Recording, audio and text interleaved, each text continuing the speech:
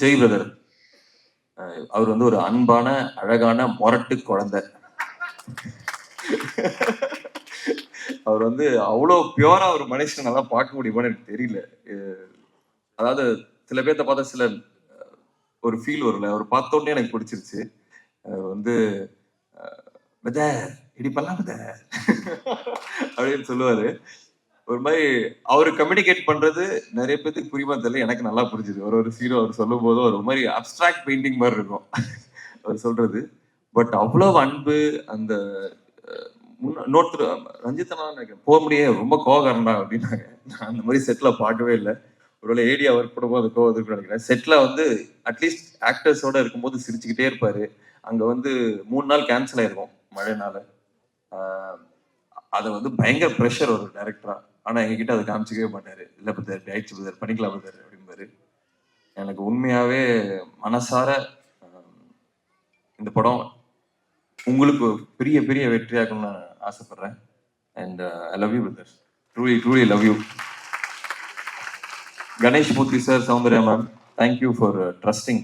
இந்த மாதிரி ஒரு கதை, இந்த ப்ராசஸ் ஆக்சுவலாக ரொம்ப நேச்சரை நம்ம கண்ட்ரோல் பண்ண முடியாதுல்ல, மழை அது இதுன்னு சொல்லி நிறைய ப்ராசஸ் இந்த படம் போச்சு.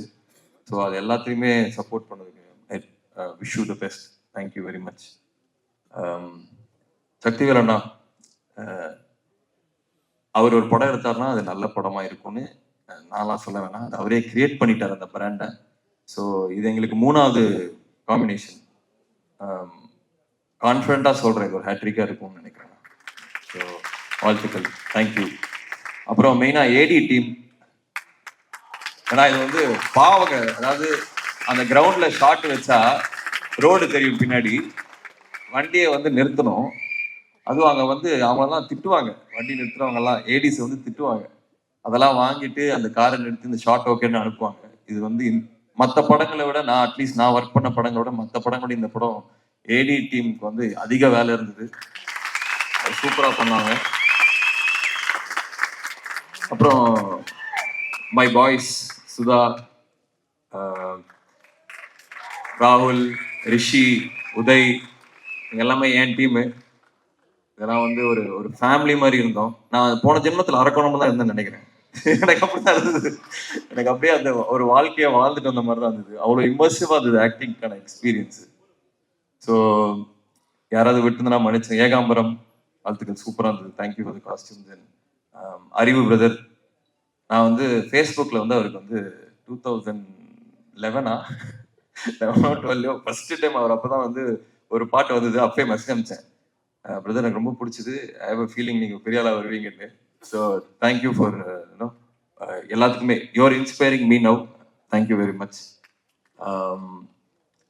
யாராவது விட்டுதுன்னா மன்னிச்சிருங்க, நேரம் கருதி. ஓ, கீர்த்தி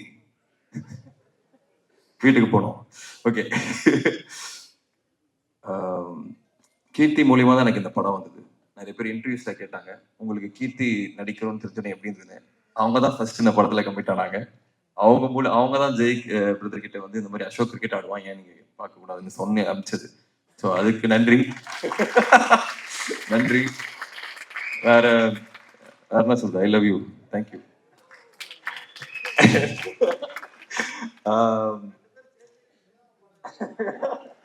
தேங்க்ஸ்ண்ணே. அப்புறம் அதான் எல்லாருக்குமே நன்றி. இந்த படம் வந்து இவ்வளவு நான் பேசினதே இல்லை மேடையில, பட் இந்த படம் எனக்கு பேசணும்னு தோணுது. இந்த படம் எனக்கு அவ்வளோ ஸ்பெஷல். ஸோ 25th வந்துருங்க. அண்ட் எனக்கு டெஸ்டினியில ஒரு பெரிய நம்பிக்கை இருக்கு. அதாவது இந்த படம் மூலியமா தான் நான் கீர்த்தியை மீட் பண்ண, அது ஒரு டெஸ்டினி மாதிரி. 20th தான் நாங்கள் பிளான் பண்ணோம் அந்த ஆடியோ லான்ச். அது 22nd இன்னைக்கு வந்து கீர்த்தி சொன்ன மாதிரி காலு மேல காலு போடு ராவண குலவின்னு சொல்ற வேண்டிய ஒரு டெஸ்டினி தான் இது. ஸோ படத்தை 25th வந்து பாருங்க. இது வந்து படம் வந்து fire. Jai brother, Ranjith brother, இவங்களோட அந்த அந்த பிலாசபி, அந்த எனர்ஜி தான் இந்த படம். இது ஃபயர். 25th வந்து கண்டிப்பா தியேட்டர்ல பாருங்க, தெரிக்கும். Thank you, thank you, thanks.